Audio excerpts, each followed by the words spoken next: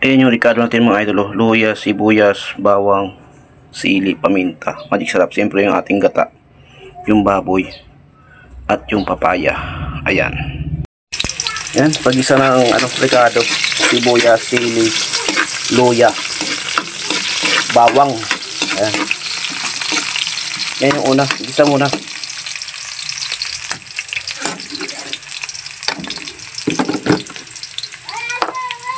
Siyempre, sunod natin yung dyan. Pag nag-golden brown na siya, pwede nang ilagay yung baboy.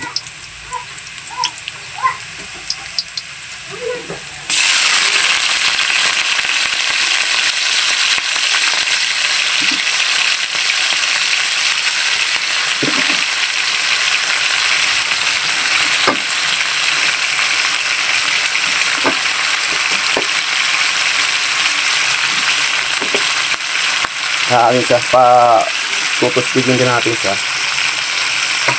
para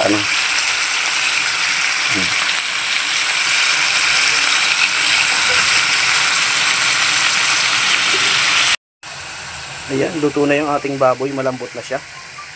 Lagay na natin yung ating papaya. Yung papaya pamparami siya. Ayan.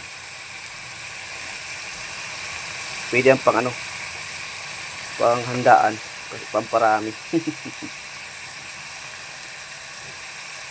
Papaya. Marami nang pwedeng ilagay sa dinuguan, mga gulay-gulay. Pwedeng langka.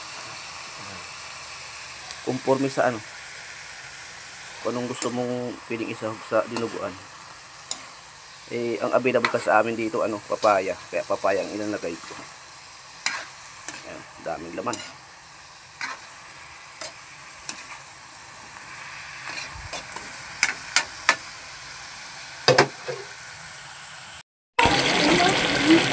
Ayan, medyo matagal-tagal yung paghahalo natin. Ito na siya. Siyempre, lagyan na natin gata.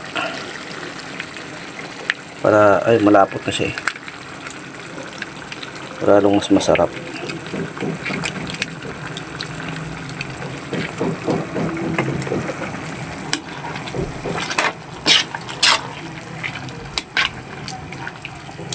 Ayan ang ating gata.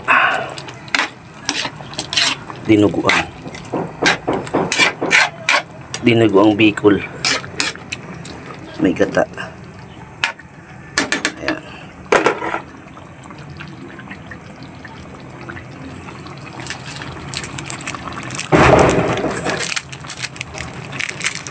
Paminta.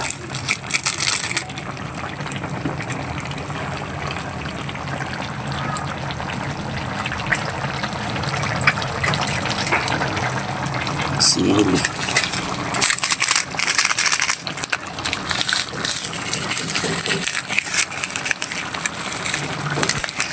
Pampalasa. Bali marami yan. 1 kilo. 1 kilo may hita karne. Okay.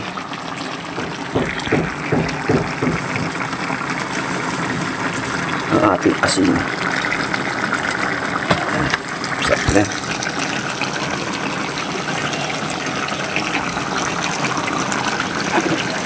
Halo na naman para hindi siya lumapot. Pero yung apoy niya tamang-tama lang.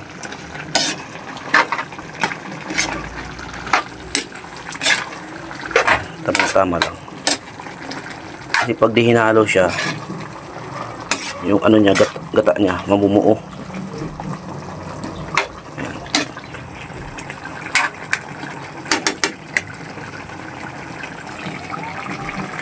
Okay na. Ang bango.